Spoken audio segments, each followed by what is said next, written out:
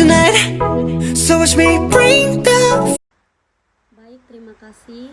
Kami dari kelompok 4 mata kuliah strategi bisnis akan mempresentasikan mengenai pengamatan lingkungan dan analisis industri. Yang pertama, pengamatan lingkungan. Pengamatan lingkungan adalah pemantauan, pengevaluasian, dan penyebaran informasi dari lingkungan eksternal kepada orang-orang kunci dalam suatu perusahaan. Pengamatan lingkungan juga merupakan alat manajemen untuk menghindari kejutan strategis dan memastikan kesehatan manajemen dalam jangka yang panjang. Dalam melakukan pengamatan lingkungan, manajer strategis pertama-tama harus mengetahui berbagai variabel yang ada dalam lingkungan sosial dan lingkungan kerja. Variabel-variabel dalam lingkungan sosial itu terdiri dari 4, yaitu yang pertama kekuatan ekonomi atau kekuatan yang mengatur pertukaran material, uang, energi, dan informasi. Yang kedua, kekuatan teknologi atau kekuatan yang menghasilkan penemuan pemecahan masalah. Yang ketiga, kekuatan hukum politik atau kekuatan yang mengalokasikan kekuasaan dan menyediakan pemaksaan dan perlindungan hukum dan aturan-aturan. Yang keempat, kekuatan sosiokultural atau kekuatan yang mengatur nilai-nilai, adat istiadat, dan kebiasaan lingkungan. Sedangkan variabel-variabel yang ada dalam lingkungan kerja itu terdiri dari pemerintah, komunitas lokal, pesaing, pelanggan, kreditur, tenaga kerja, kelompok pesaing khusus, dan juga asosiasi perdagangan. Poin kedua yaitu analisis industri. Industri adalah kelompok perusahaan yang memproduksi produk barang atau jasa yang serupa, seperti jasa keuangan atau minuman ringan. Pemeriksaan tentang pentingnya kelompok pemegang saham dalam lingkungan kerja perusahaan sering disebut juga dengan analisis industri. Selanjutnya, analisis kompetitif. Kekuatan dengan intensitas kuat akan menjadi ancaman karena mungkin akan mengurangi laba. Sebaliknya, lemahnya kekuatan akan memberikan kesempatan karena mungkin perusahaan akan mendapatkan laba yang lebih besar. Ancaman pendatang baru.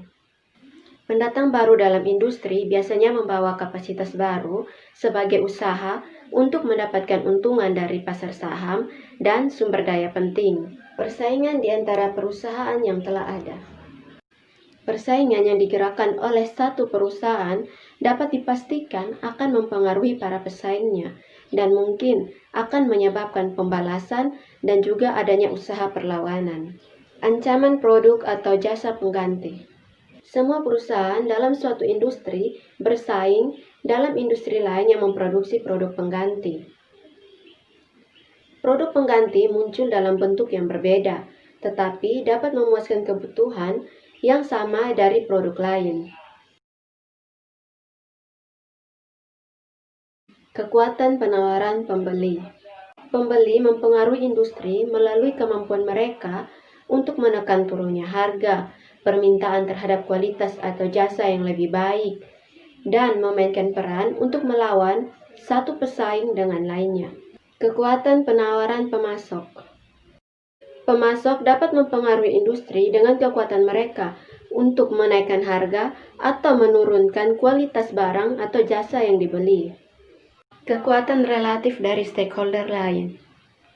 Kekuatan keenam yaitu kelompok stakeholder dari lingkungan kerja yang terdiri dari pemerintah, serikat kerja, komunitas lokal, kreditur, asosiasi perdagangan, kelompok kepentingan khusus, dan para pemegang saham.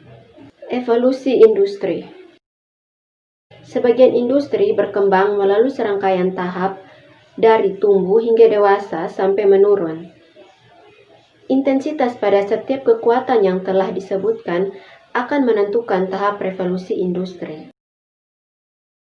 Yang berikut, kelompok-kelompok strategis dan pemetaan strategis. Kelompok strategis terdiri dari unit-unit bisnis atau perusahaan yang menggunakan strategi-strategi yang sama dengan sumber daya yang sama juga. Penghalang mobilitas.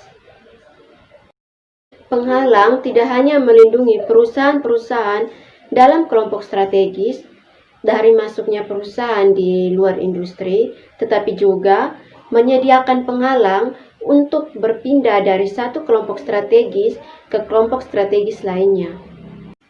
Tipe-tipe strategis. Perusahaan pesaing dalam satu industri dapat dikelompokkan berdasarkan orientasi strategis umum mereka sebagai salah satu tipe dari 4 tipe dasar strategis yang ada. Berikutnya, intelligent industry.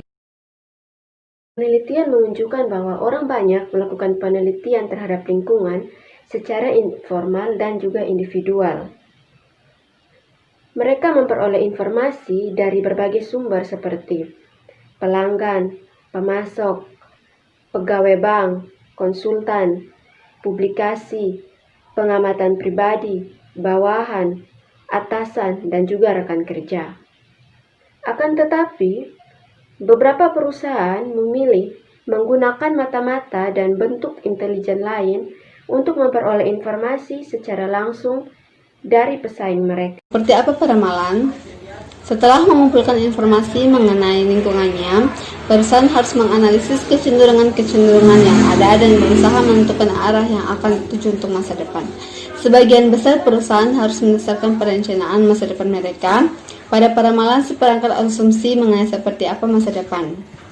Asumsi dapat diperoleh dari visi berusahawan, dari harapan bahwa masa depan akan sama dengan masa sekarang, atau dari pendapat para ahli. Baik, berikut sintesis faktor-faktor strategis eksternal atau yang biasa disebut EFAS. EFAS adalah analisis terhadap manajemen perusahaan terhadap faktor-faktor strategis eksternal utama berdasarkan daftar tingkat prioritas faktor-faktor tersebut atau menggunakan bobot. Jika menggunakan analisis EFAS yang sama untuk setiap perusahaan dalam industri, maka akan dapat mengembangkan rating bagi perusahaan dalam industri tersebut. Baik, saya akan menjelaskan kesimpulan dari materi. Kesimpulannya, manajer strategis harus secara aktif menghadapi ketidakpastian dan mengambil peran aktif dan meneliti isu-isu strategis eksternal bagi faktor-faktor strategis. Perusahaan menentukan sendiri takdirnya. Lingkungan masyarakat terdiri dari sosial, budaya, ekonomi, hukum, politik, dan kekuatan-kekuatan teknologikal yang tidak secara langsung mempengaruhi aktivitas harian organisasi, tetapi dapat mempengaruhi keputusan-keputusan strategisnya melalui pengaruhnya terhadap stakeholder dalam lingkungan kerja.